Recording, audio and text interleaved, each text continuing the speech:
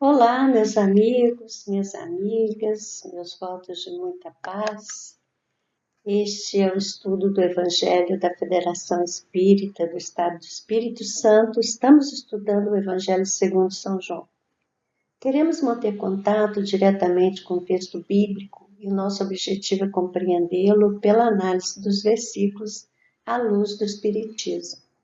Hoje, prosseguindo o estudo do capítulo 13, analisaremos os versículos de 31 a 35. Nessa passagem, Jesus deixa um novo mandamento. E se nos identificamos como discípulos dele, estamos comprometidos com isso.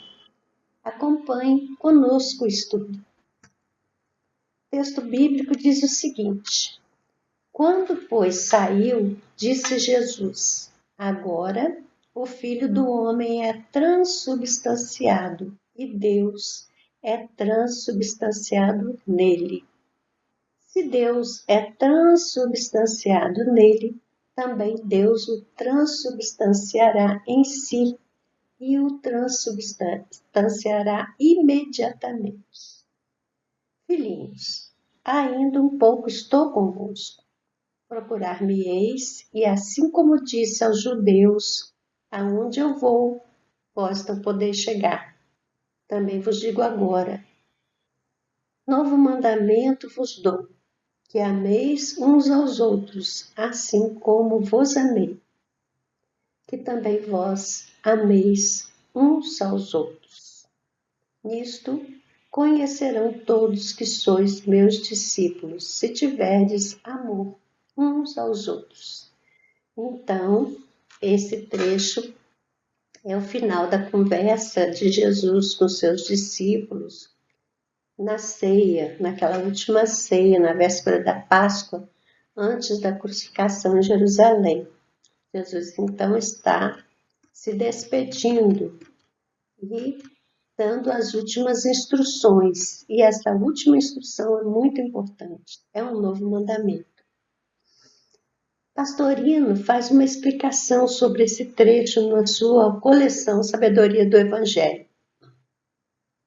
Ele diz a respeito dessa questão da transubstanciação, ele explica o que isso significa, porque ele contesta a tradução das Bíblias que normalmente nós temos em mãos, que traduzem por glorificar, o verbo que ele traduz por transubstanciar.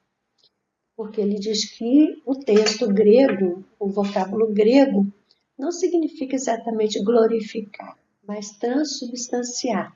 Então ele explica o seguinte, que Jesus, essa personagem, representa o Cristo. E esse Cristo, a divindade, habita nele. Então é a essência última de todas as coisas. E essa essência, que é a divindade nele, encontra campo para expandir-se, manifestar-se plenamente na personagem, por sua aceitação total do sacrifício para subir o degrau da evolução, demonstrando então o caminho à humanidade. Deus o penetra, o infinitiza, e se Deus se transubstancia pela unificação mística, que é essa manifestação plena na criatura, do Filho, também Deus vai transubstanciar essa personagem, esse ser que é representado pela personagem Jesus, ou seja, se Deus se transmuda em homem, se expressando totalmente naquela personalidade que veste a roupagem biológica, também o homem se transubstancia, revelando a sua própria divindade. Então, Deus se expande na expressão daquele homem, e o homem se expande em Deus. Isso que é o significado da transubstanciação, que Pastorino explica. Essa transubstanciação de essência, de manifestação, de unificação total de tudo no todo, não é para depois da morte no céu, mas é para agora, nesse instante, se a pessoa aceita a vontade de Deus e se ela, então, acolhe o sacrifício que ela tiver que fazer, como Jesus acolheu a crucificação. Então, transubstanciação é a conjunção de duas palavras latinas, trans, além, e substantia, que é a substância. Então, significa a mudança da substância e outra coisa transcendente. Por exemplo, quando acontece a Eucaristia na Igreja Católica, concebe-se que o pão e o vinho se transubstanciam no corpo e sangue de Jesus naquele mistério ali da missa, no ato da consagração. Então, na verdade, é simbolicamente falando isto, não é? O Espiritismo nos ajuda a compreender essa abstração, quando você realmente assimila Jesus e traz os seus ensinamentos para dentro de você, que seria o significado simbolizado na hóstia. Toda a vida humana, todas as pesquisas sobre os textos do Evangelho são feitas no sentido de explicar essas situações. Tem a ciência da hermenêutica, tem também a arte da exegese, e nós podemos utilizar esses conteúdos na expressão, no entendimento dos textos bíblicos. Mas importante a gente perceber que quando se faz esse estudo, há sentidos diferentes que pode ser alcançado.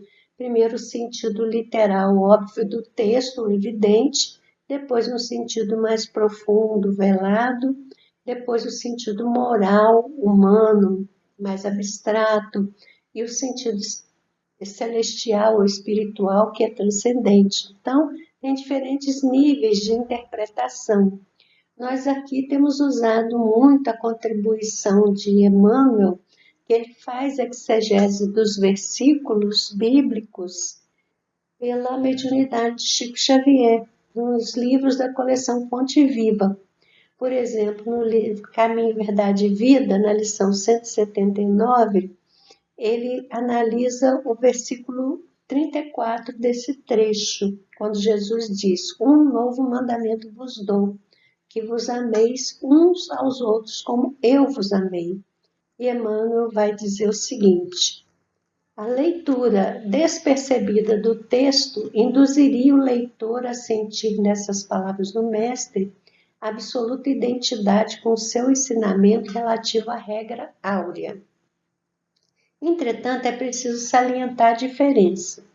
O ama teu próximo como a ti mesmo é diverso do que vos ameis uns aos outros como eu vos amei. O primeiro institui um dever, em cuja execução não é razoável que o homem cogite da compreensão alheia.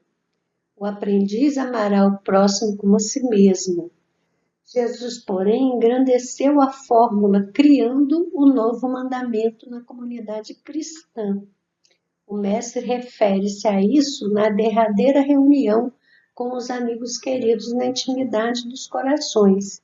A recomendação que vos ameis uns aos outros como eu vos amei assegura o regime da verdadeira solidariedade entre os discípulos. Garante a confiança fraternal e a certeza do entendimento recíproco. Em todas as relações comuns, o cristão amará o próximo como a si mesmo, reconhecendo, contudo, que no lar da sua fé conta com irmãos que se amparam efetivamente uns aos outros. Esse é o novo mandamento que estabeleceu na intimidade legítima entre os que se entregaram a Jesus, ao Cristo, significando que em seus ambientes de trabalho há quem se sacrifique e quem compreenda o sacrifício, quem ame e se sinta amado, quem faz o bem e quem saiba agradecer. Em qualquer círculo do Evangelho, onde essa característica não assinala as manifestações dos companheiros entre si, os argumentos da Boa Nova podem haver atingido os cérebros indagadores, mas ainda não penetraram o santuário dos corações. Então, olha que impressionante essa interpretação de Emmanuel. Ainda sobre esse trecho, ele vai interpretar no livro Fonte Viva, na lição 63, o versículo seguinte, o 35. Nisto todos conhecerão que sois meus discípulos, se vos amardes uns aos outros. E aí Emmanuel vai trazer a seguinte leitura. Nas variadas escolas do cristianismo, vemos milhares de pessoas que de alguma sorte se ligam ao Mestre e Senhor. Há corações que se desfazem nos louvores ao grande médico, exaltando-lhe a intercessão divina nos acontecimentos em que se reconheceram favorecidos, mas não passam das afirmativas espetaculares, qual se vivessem indefinidamente mergulhados em si ou em maravilhosas visões. São simplesmente beneficiários e sonhadores. Há temperamentos ardorosos que impressionam na tribuna, através de preleções eruditas e comoventes, em que relacionam a posição do grande renovador na religião, na filosofia e na história, não avançando, contudo, além dos discursos preciosos. São os simplesmente sacerdotes e pregadores. Há inteligências primorosas que vazam páginas sublimes de crença consoladora, arrancando lágrimas de emoção aos leitores ávidos de conhecimento revelador. Todavia, não ultrapassa o campo do beletrismo religioso. São simplesmente escritores intelectuais. Todos guardam recursos e méritos especializados.